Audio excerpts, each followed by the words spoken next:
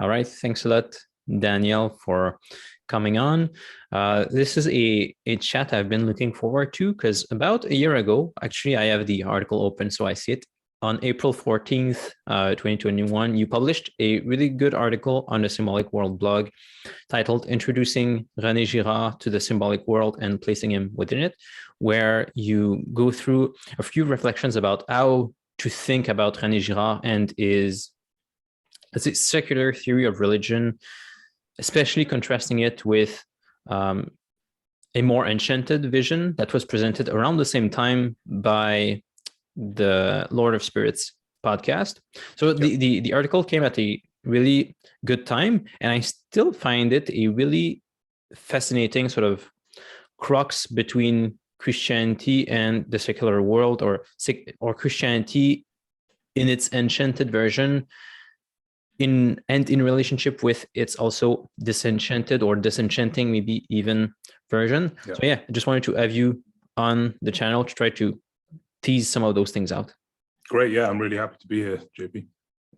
Thanks. So maybe I think what we could start with is maybe you could give a short idea of what the article was trying to do. And I think then we'll start going into different paths of exploration. Well, my aim with the article was basically to, I had begun to read Girard because of Jonathan Peugeot's conversation on the subject. I think it was the year before. And I read a little bit of him and I was quite interested. And then as COVID hit, I started to spend a lot of time just reading more and more Girard, and I found him more and more interesting. But I had also a lot of reservations about him. And I kind of finished my reading and I wanted to kind of contribute something or make something of it. So I thought I would introduce his thought to the symbolic world. And I just started writing an introduction to his thought. But at exactly the same time, these Lord of Spirits podcasts were coming out about sacrifice. And I began to interpolate my thinking on Girard's conception of sacrifice with their conception of sacrifice. And I was able to come out with some quite interesting observations. So Girard basically misses half the story of sacrifice. He misses the positive kind of offering up version of sacrifice that both the Lord of Spirits and the symbolic world kind of recognize. And yeah, he basically misses it, but he also recognizes the violence in sacrifice, which I think may be the violent other side of sacrifice that I think maybe certainly the Lord of Spirits guys seem to maybe paper over a little bit or miss out on. Yeah. Do you think we could say that like by missing on the positive side of sacrifice, like maybe, I don't know if it's to compensate, but like without, let's say, this positive vision of sacrifice, what Girard ends up doing is still speaking really well of the positive aspects of imitation. So he won't speak about, let's say, especially when you go through the two goats, there's one goat that is, and it's, can you maybe even remind me what's the precise ritual where this happens? I think it's like a ritual with two goats in Leviticus where the Jews would sacrifice one goat for Yahweh, and then they would, it's not really even sacrifice, they would also scapegoat one goat. They would take one goat and give it to Azazel and sort of leave it go out in the wild. And like one of the goats is more positive, you could say. The goat for Yahweh, it's a way that I've heard Jonathan speak about it, is sort of a sacrifice of attention. It's like we all fix our eyes, let's say, on this goat and we offer it up. So it's a way for us to look upwards. And we also push some of the bad stuff, you could say. We put the sins on the other goat and then we exile it. So it's like putting our attention on God and putting everything else aside, you can say. And the Lord of Spirits guys kind of point out that all of the kind of suggestions of violence are removed from the first ritual of the offering of the goat to Yahweh. I've forgotten exactly the details, but yeah, that they will try to avoid all of the signs of violence like blood and etc. etc. Yeah. And like what Girard will say still, like he won't speak about sacrifice positively, but he will speak about imitation positively. You could say focusing your attention on the right thing, because he explains that the solution, let's say in the case of Christianity, is you see Christ who focuses all of his attention on the Father rather than scapegoating anyone else. Or rather than, let's say, trying to have even his own desires, which really, if you try to have your own desires, you're going to end up copying someone else unbeknownst to you. So rather, what Christ does is to focus is like all of his attention, like give up all of his desires to something above him, to the Father, and we must do the same thing in solution. So it's a kind of, I guess, like I think if Girard had made the point to see this as a positive sacrifice, he wouldn't have made, let's say, he wouldn't have avoided, let's say, the positive goat in the sacrifice we mentioned. But yeah, at the same time, sorry, you were going to say something? Yeah, I think the issue is that Girard is like really grounded in the human to human relationships. Like that's the reality that he is speaking from, right? And when you're in that reality, like the relationships between different humans are inescapable. So I think that the question of like removing your attention from other humans is to him so distant that maybe it would belong to the Day of Judgment or something, something like that, some kind of after period. Yeah, there's a and this is going to get towards the crux of the discussion, I think. There's a really interesting place. I think it happens in a few books of Girard. I recall him like mentioning that somewhere in the biggest book, Things Hidden Since the Foundation of the World. There's a point in the book where, it's been hundreds of pages where he has explained how all humans are basically subject to mimetic rivalries, where unbeknownst to us, we like keep modeling our desires after one thing or another around us, and we're sort of oblivious to everything that's going on. So it's been like showing that basically as a universal human truth. We're not getting away from this one.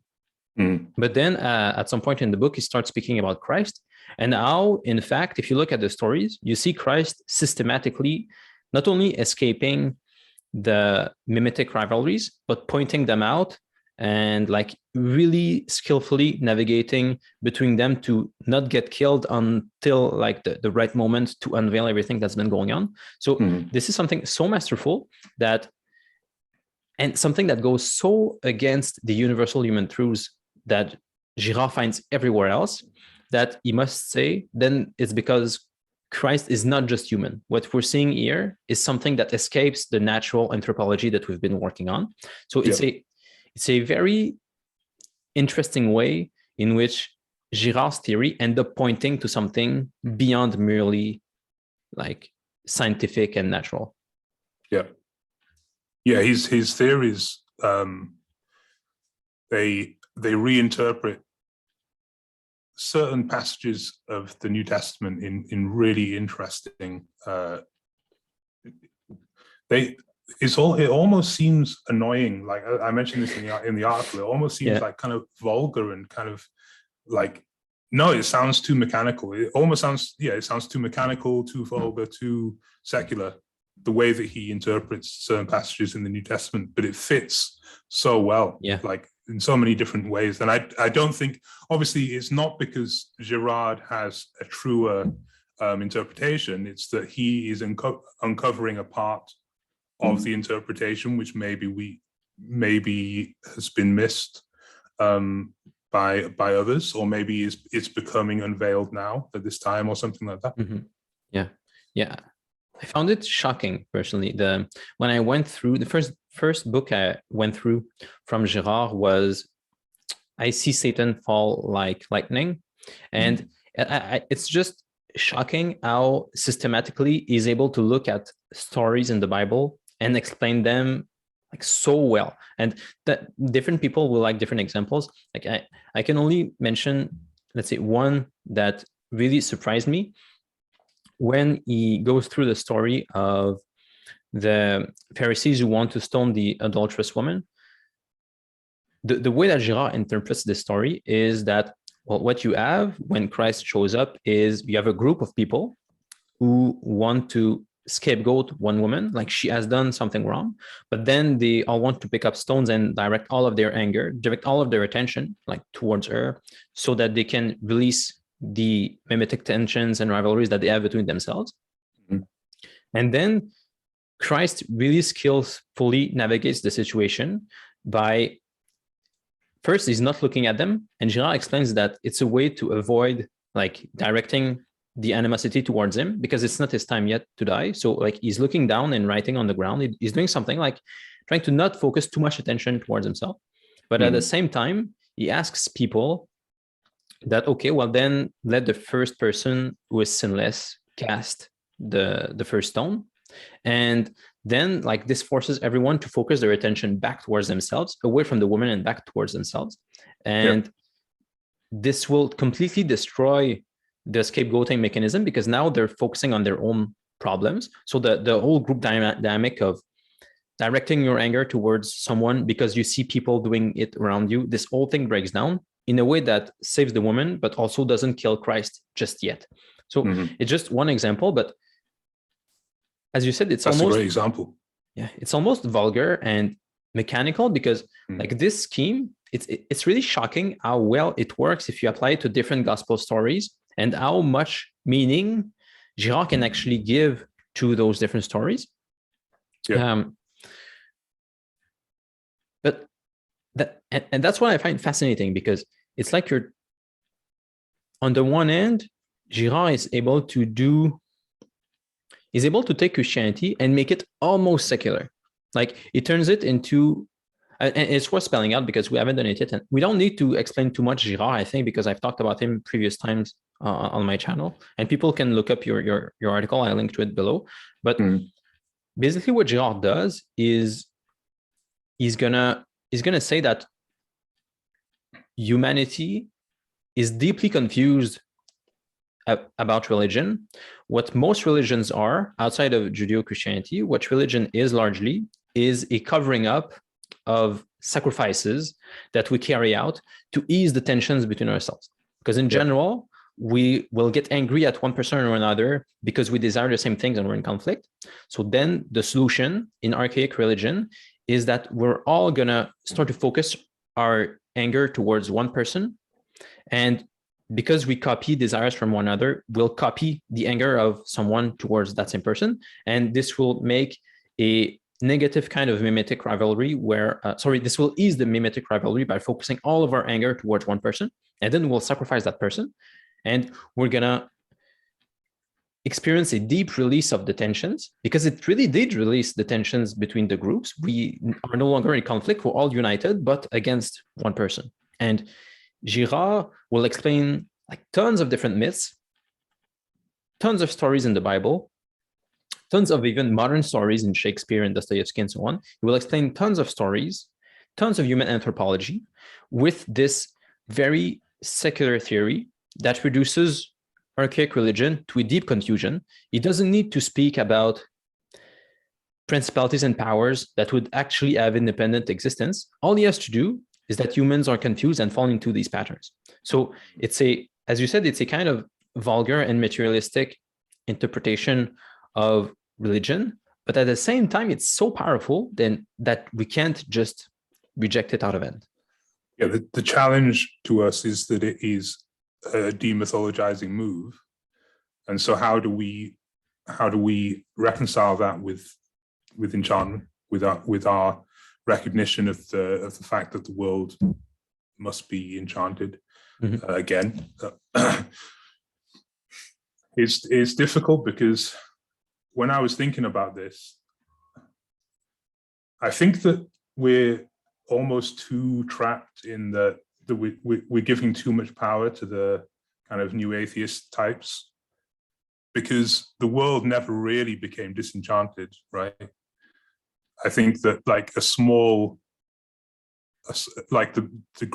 great mass of the people were never disenchanted.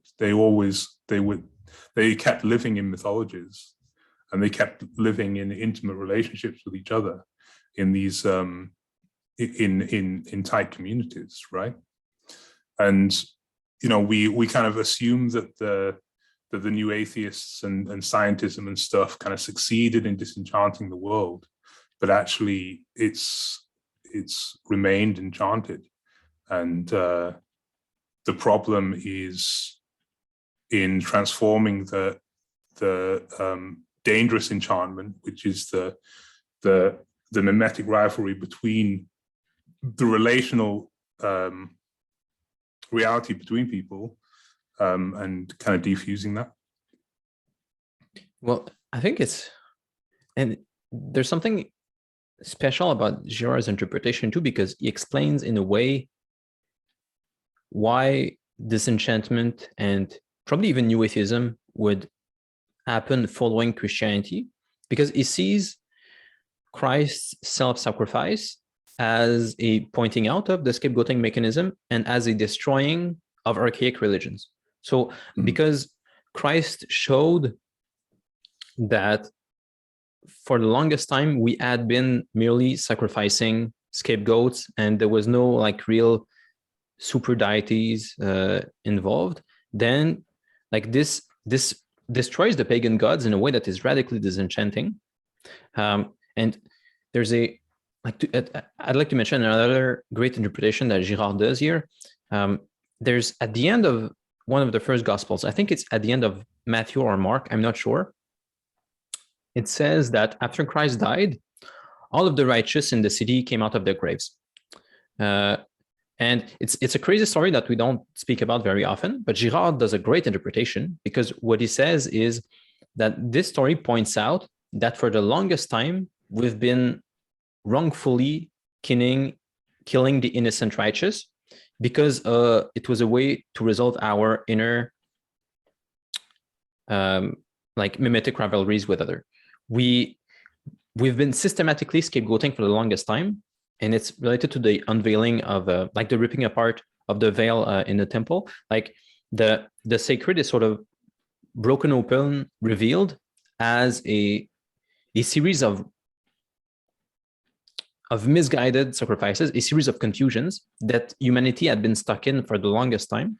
So Girard exposes this, and it's a radically disenchanting move, because like it basically destroys the ontological weight of all of the ancient principalities and powers. Like all of the ancient deities are reduced to the level of human projections and confusions. But at the same time, as we mentioned earlier, he can't totally disenchant the world, because his theory ends up saying that Christ is something way more than just human, because he's not stuck in those mimetic rivalries. So we do have to solve, I think, this puzzle of like, how do we integrate Girard with Reenchantment exactly? So to come back to what you said, there's a way in which Girard sort of gives something to the new atheists by telling them, well, like he doesn't think that those ancient deities really exist fundamentally. They're just human projections. But at the same time, like there's a kind of a hook there, because he's also telling the new atheists that then you're going to have a real problem explaining how we got away from this, because anthropologically speaking, like we should still be stuck in those under those illusions. Yeah, I think the big thing that he misses out on is that he could have perhaps was within his grasp was ritual as a way to because he doesn't basically he seems to think of Christianity as a renunciation of our kind of relational tension. He seems to think that the only way to stop the apocalypse, which Girard believes is going to be created by humans, through and will just be a big war, basically. That's what he believes. He doesn't believe that God will cause it. He believes that we will cause it through a huge war.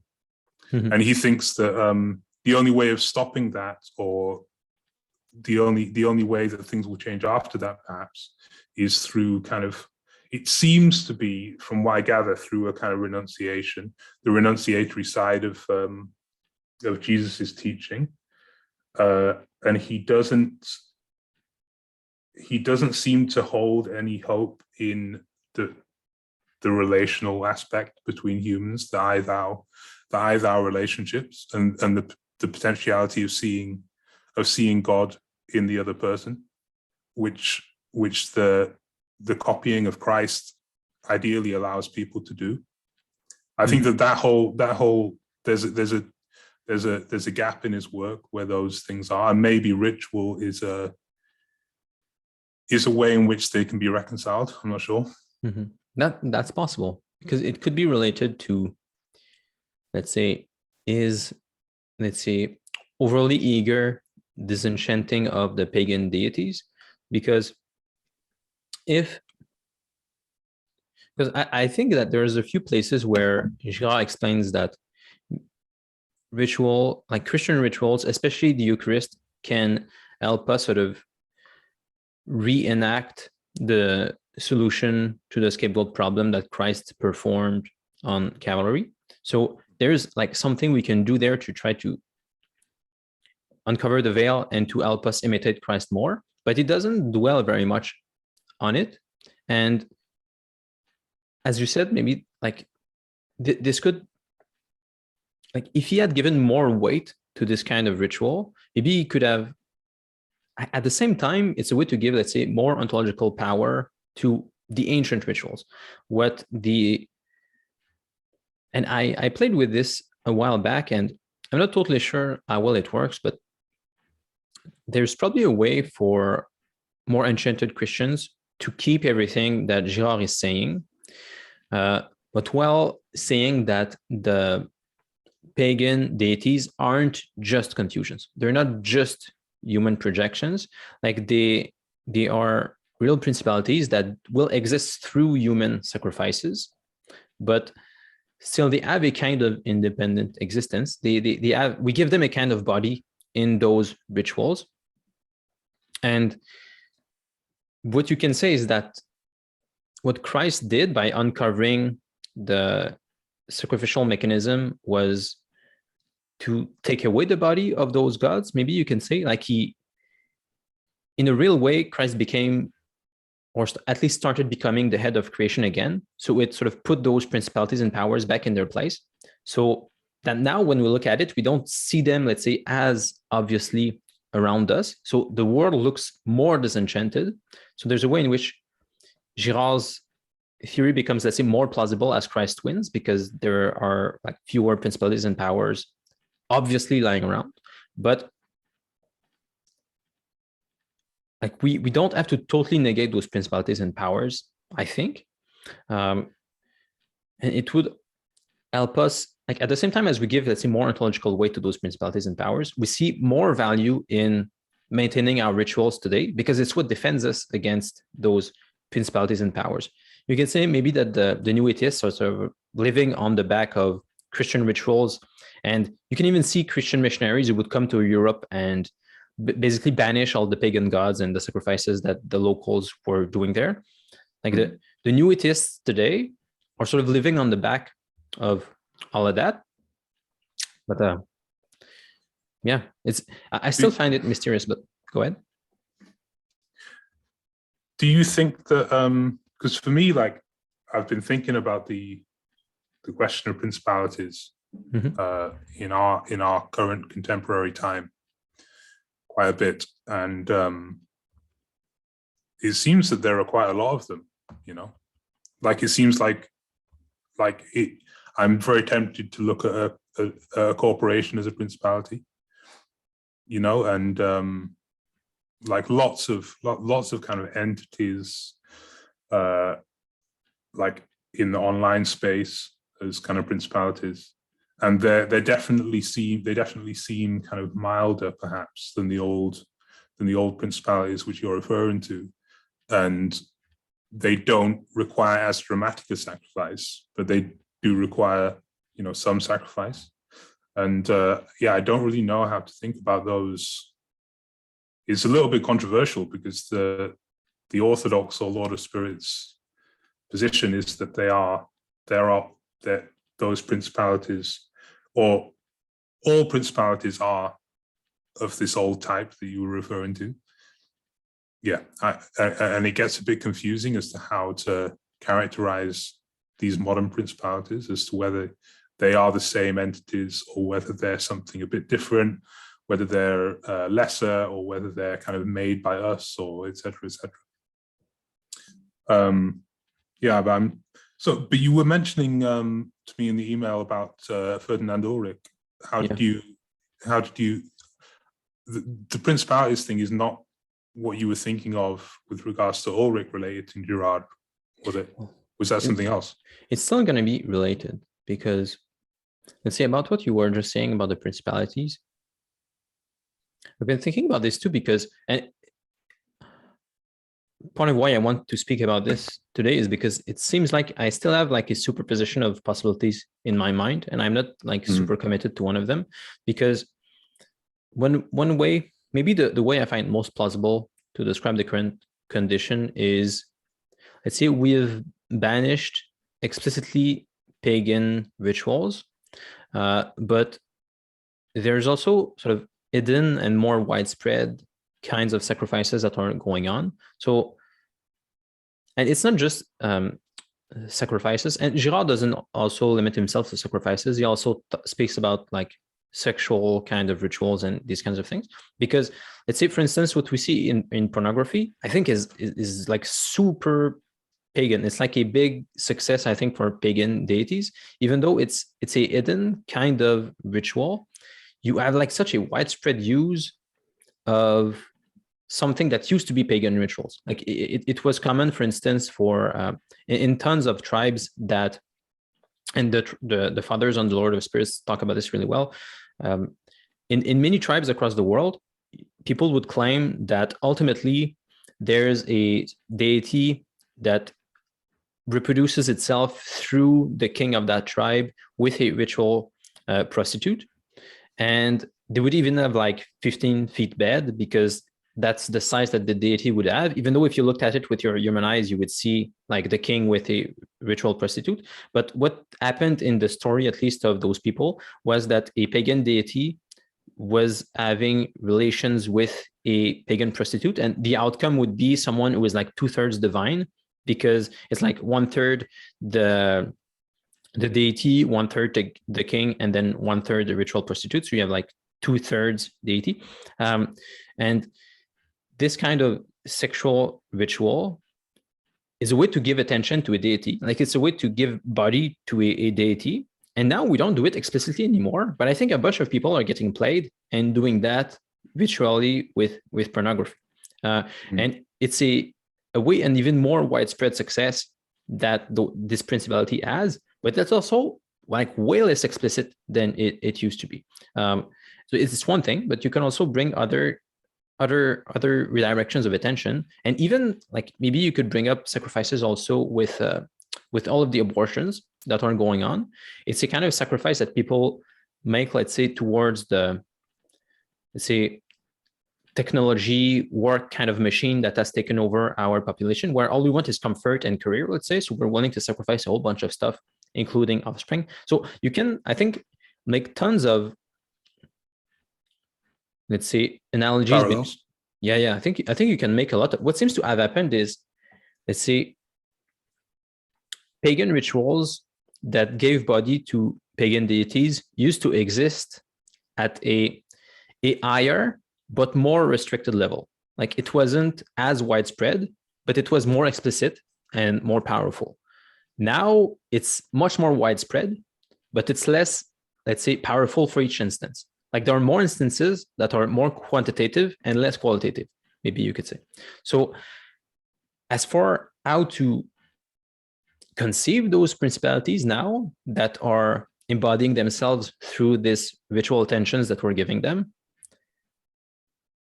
it looks, I'm not sure how to best conceive of them at the moment. Maybe they're more hidden. I think we can say that they're more hidden, but maybe they like that more. I'm not sure, because they seem to have a larger body, maybe, though it's not as intense.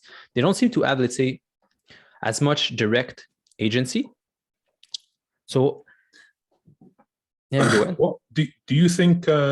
What relationship do you think these kind of old demons or gods have to the kind of sins in terms of emotions and drives of the human? Because I often hear them kind of equated, but then people rarely go so far as to say that the ancient demon gods in the Middle East were just pride or greed, etc., etc.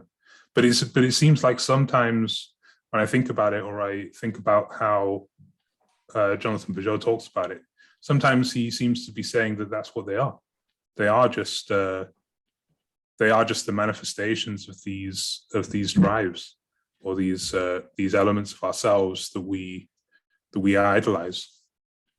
I think we can't say that they are just that, because then they wouldn't, let's say, exist at a higher irreducible level of reality. I think for those, like for something to exist, it has to be irreducible to its parts somehow. So for instance, we as humans, we exist because we're not just a collection of cells. For instance, there is something irreducible about like the way that we are richly connected together, like within ourselves and with others, that makes us irreducible to just ourselves. So we exist. We're not just cells. I think if we want to speak about real reenchantment or real enchantment in general, like the entities that we refer to as gods and deities have to exist in a way that is not reducible to us. Like if we could just talk about a collection of humans, and that was enough to explain everything that was going on, then I don't think we should really speak about reenchantment. It would be human projections. So I don't think it could be that human passions are enough to speak about pagan deities, because then it wouldn't really be deities. Like we could maybe use stories to talk about stuff going on with our passions, but it would ultimately just be about us. It wouldn't be about higher level entities.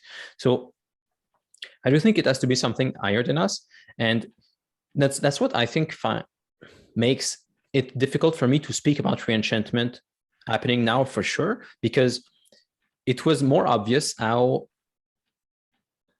pagan deities existed at an irreducible level through very explicit rituals where everyone would gather together and like physically stone someone, because what happened in this kind of ritual was not reducible to just one person. And Girard explains it. You can only have this happening really if you have a group of people with mimetic rivalry sort of going on its own. So like you need like real relationships for these kinds of rituals to happen.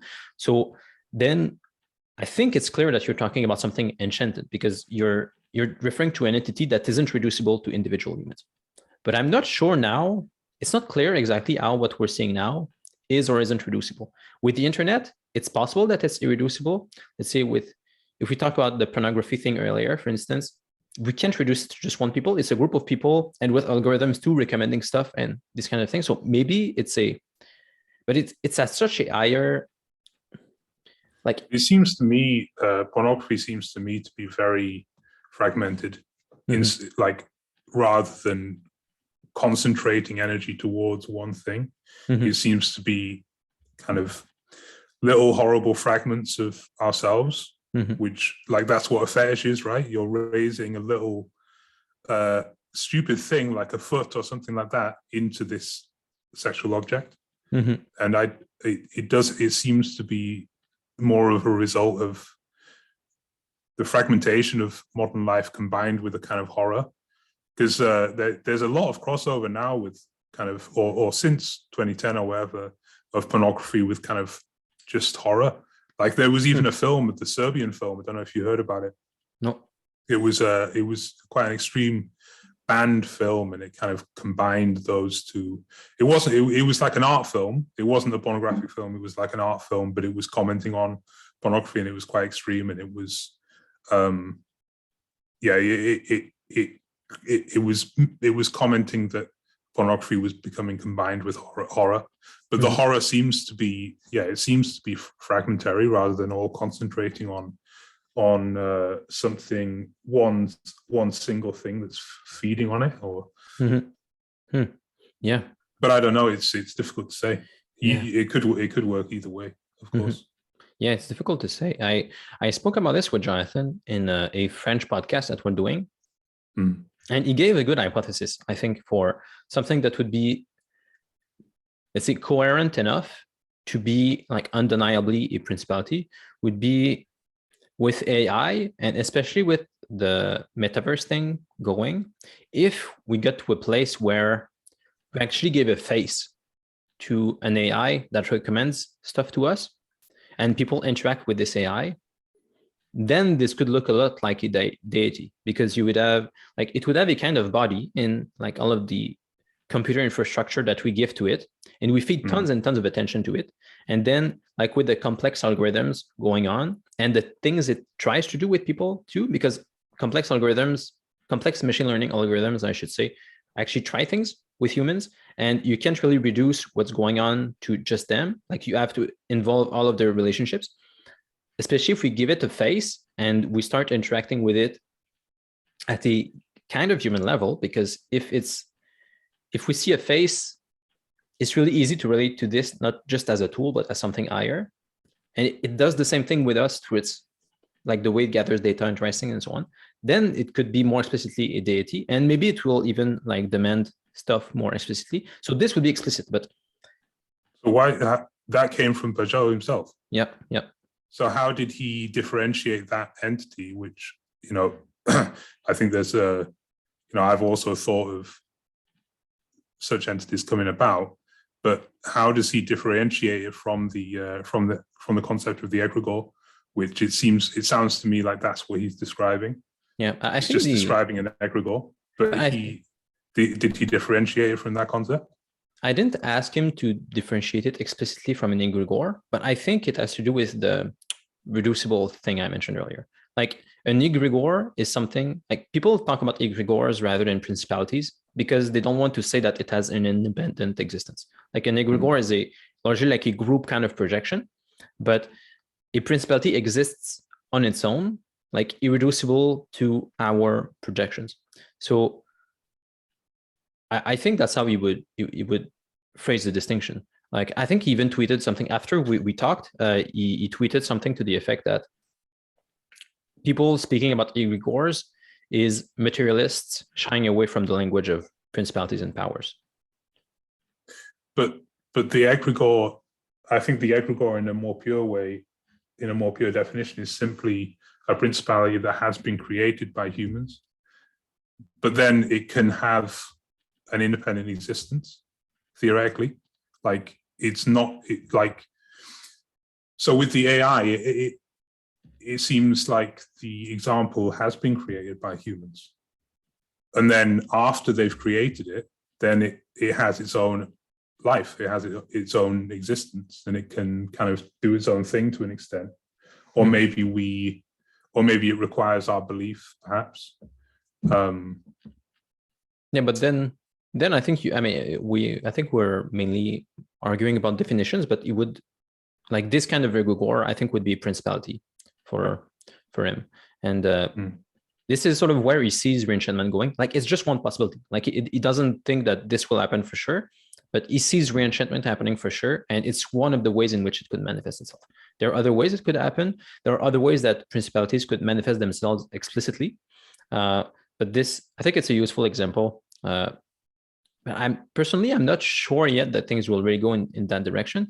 That's why I talked a bit about superposition earlier, because I could also see disenchantment sort of keeping going in its direction. I could see, let's say, Girard's explanation becoming more and more plausible, and people just sort of sinking ever lower into lower and lower interactions with principalities, people becoming, let's say, ever more distracted by smaller and smaller things, or more and more specific fetishes, you could say. Like people could, I think I could see this going as well. So I'm not sure.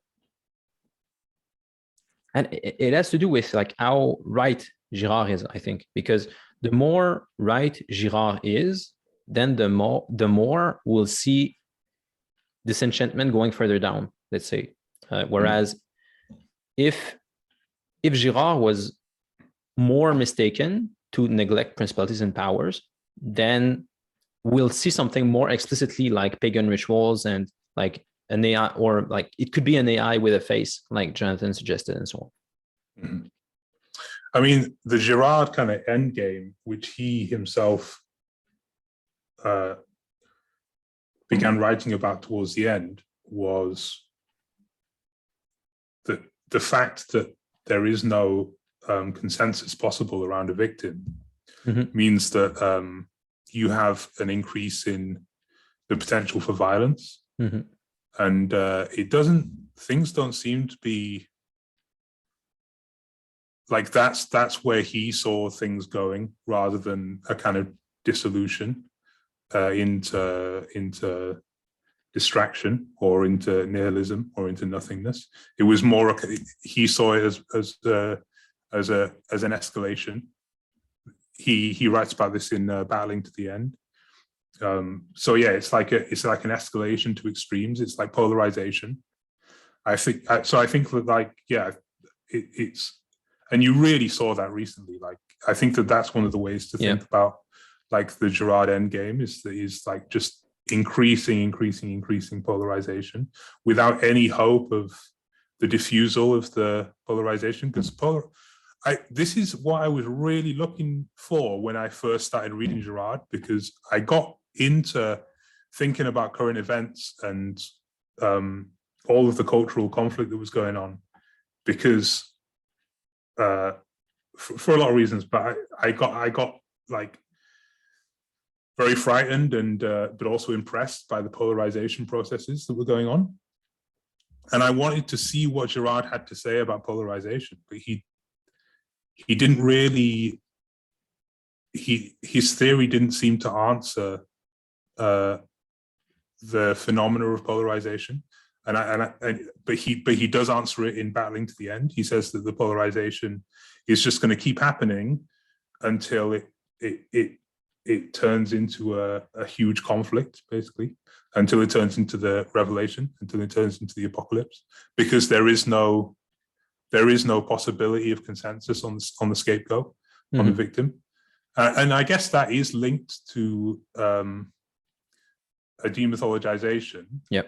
But also the polarization requires a kind of mythologization as well, because there has to be a narrative of the other side, and there has to be belief structures which reinforce the two sides, etc., etc. But then Girard is clear that those kind of things are just reflections of the other side, and they just oscillate between each other very, very quickly. So actually, maybe there doesn't need to be a real mythological structure there that means anything. It's just continual reflections and refractions of each other until it turns into insanity, which I think we're kind of seeing parts of that. Yeah, you brought up a good point, because like when I speak about people getting sort of lower and lower into their passions, I think it's related to this demythologization that allows the scapegoat mechanism to go crazy, because it used to be that when people get into mimetic rivalries, the solution was mythology, and it was ultimately sacrifice. But if Girard is wrong, and these kinds of ritual sacrifices are really dead, like those principalities and powers don't exist, or at least they've been killed, then there's no ritual that can stop the escalation that we see at the moment. So like and you see it in Battling to the End, I think it's a good prediction for what could well be happening right now. And it's a really, let's say, disenchanted kind of apocalypse, where what gets revealed further and further isn't a kind of radical reenchantment that Jonathan sees, for instance. Rather, what happens is that the rituals stay really, really low and at the level of like basic passions, fragmented stuff like pornography and abortions. Like maybe that's where the ritual is stuck. Maybe rituals just keep like getting lower and lower. Secularization just keeps going and going. But at the same time, we reach for crazier and crazier mimetic rivalries that ultimately destroy everything. So that's what Girard was seeing. And it's why it seems like radically opposed in a way to disenchantment, because you don't see explicit rituals the way that the pagans did it, or the way that the Lord of Spirits or Jonathan see it happening again in the future. At it, like for now, both possibilities seem to exist in superposition. Like I think it's possible that things will go the way Girard sees them going, and I think you can also read the current events in the way that Jonathan sees them going. That's why they're both sort of in superposition for me at the moment. Yeah, I guess like, is there any solution, or is there any measure that could make the first possibility, like, is there any way that we can deal with it? You know, the first Girardian possibility, superposition. Yeah, I don't know. And it's I think it's correct that he doesn't see a solution apart from a kind of impossible mimicry of Christ, which obviously is possible, but you know, on the societal level, he at least thinks that it's not possible until afterwards. Yeah. But then obviously with the second superposition, obviously we have the answer of what we should be doing. So that's the only hopeful option. So I guess we kind of have to believe that option, perhaps, while bearing the possibility and mechanics of the first one in mind. Actually, I even wonder if it's not the opposite, because from the people I see speaking about reenchantment, I see a lot of people going crazy. Or maybe I just don't have enough data on the first option of people trying to follow the first option, because from the people I see speaking about reenchantment, I see too many people going into conspiracies, and people who are really trying to see, let's say, the face of those principalities and end up putting them on, let's say, political leaders or other figures that I don't think totally match. And I see like people spinning up into, I would say, conspiratorial interpretations of reality. And then things seem to be going bad. Like I see even people who are really smart about symbolism who get sort of really isolated from the world because they panic too much. You saw that in René, for instance, like 100 years ago. But you see it even today in very, very smart people in this corner of the internet who like just seem to be, they're stuck in what John Verveeke would speak about as a reciprocal narrowing, where they end up with kind of conspiratorial, Reenchanted visions of the world that don't seem to totally match, or at least don't match enough, and then they end up like having to adjust their projection more in a way that matches even less, and then they keep narrowing their vision of reality until they're sort of stuck and like panicking almost all day. Surely that's linked to the polarization and to the you could link the two together. You know, it's possible, although it would be quite a difficult job to do. But it always seems to me that kind of behavior is linked to all of the kind of crazy political polarization that we've seen. It's never, to me, it seems, to me, the power of the symbolic worldview is that it overcomes the political narrowing. Because to me, I always link the narrowing and the conspiracy to politics, like they seem to be, and then the politics to this Girardian polarization and like kind of meaningless reflections.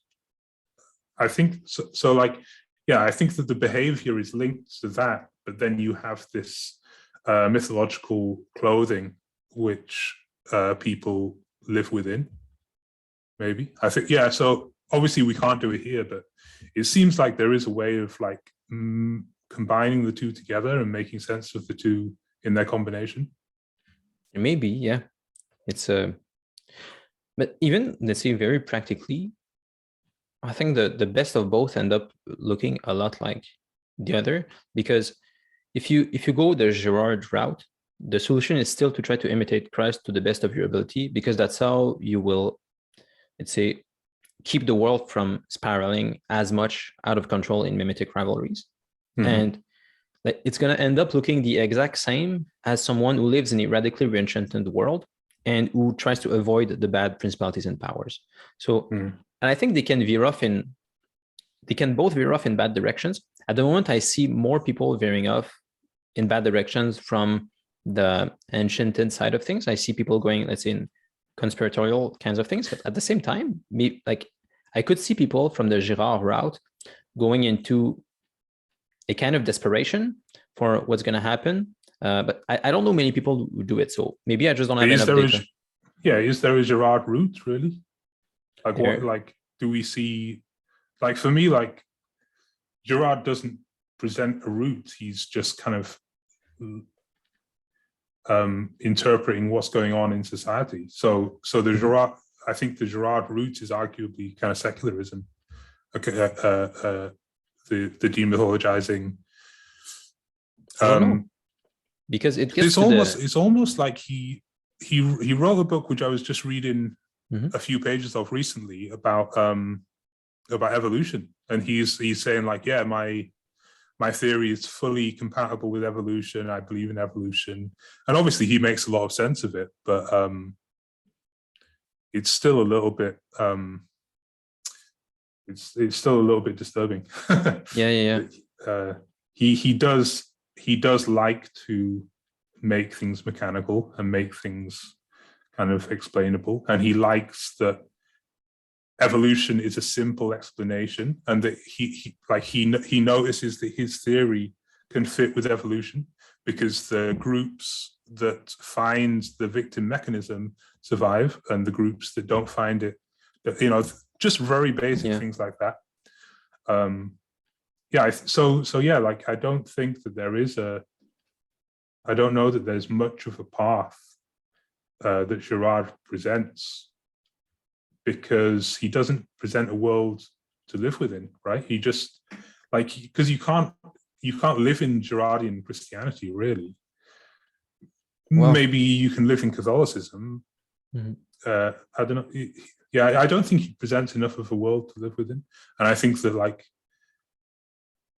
seeing the Girardian side, the side that is in tension with the symbolic or the enchanted side must be the secular, or almost the scientism side.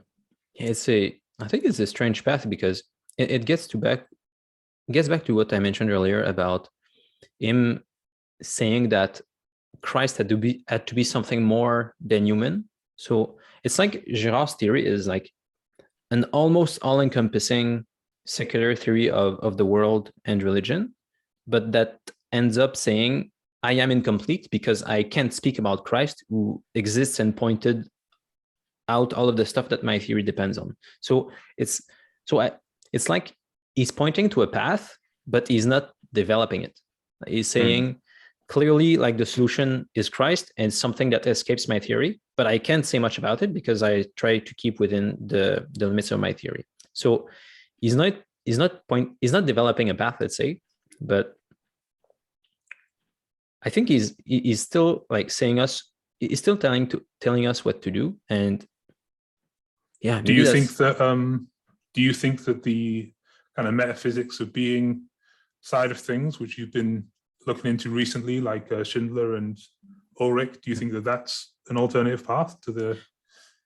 Because they seem very technically philosophical, and they feel very different to read than the kind of, the symbolic side of things, even though there is a lot of crossover, of course. Yeah, I think there's a lot of crossover. I think ultimately, well, I'm not sure which way it's going to go exactly. I see two possible paths, but let me mention the way I was trying to bring this up for Girard specifically. I've been playing with ideas from Ferdinand Ulrich and D.C. Schindler, are both Catholic philosophers and theologians, who maybe can pull those things together. They explain, and I think a few days after this conversation, I'm gonna publish an article that summarizes a few things that Schindler and Ulrich have written on the subject. But the basic idea, and I should also mention that I've talked about this in 2 previous videos on my channel, and in a discussion with Kenneth and also with my friend Patrick. There's this idea in Schindler and Ulrich that God wants to give subsistence to his creation. So he wants things to exist on their own. Obviously, they can't totally live on their own because they depend on God, obviously, but still, like, the more independence things can have, the better and the closer they will be to God ultimately. So Schindler uses a really good passage from a French poet to talk about it. I think I have even it open on my laptop so I can quickly get it. Yeah. So the way that Schindler writes about it is that he's talking about subsistence, which is the idea that things can, let's say, go out of themselves to sustain themselves in existence. Let's say we will go out of ourselves to eat, to build houses, to reproduce. Like, we go outside of ourselves to maintain ourselves.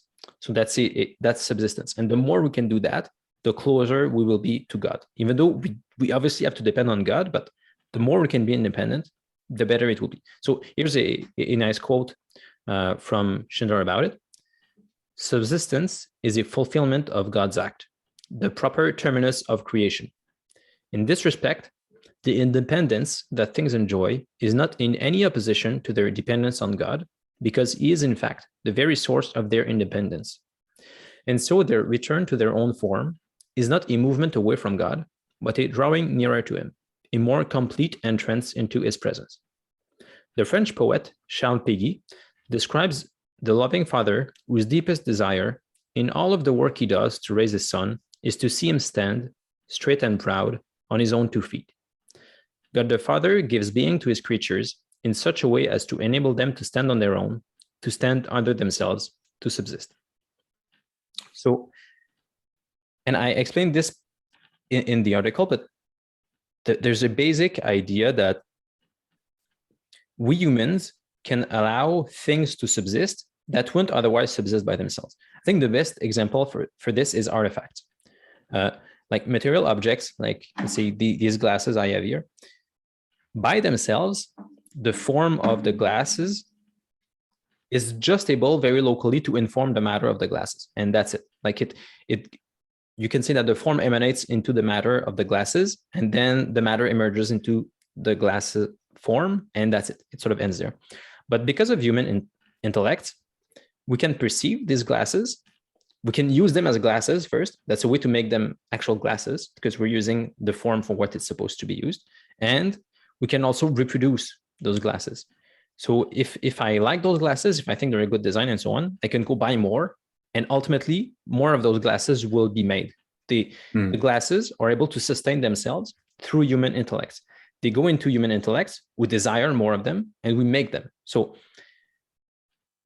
human beings can give subsistence to creation in a way that is good, that makes them more subsistent and therefore more independent, more closer to God, in fact.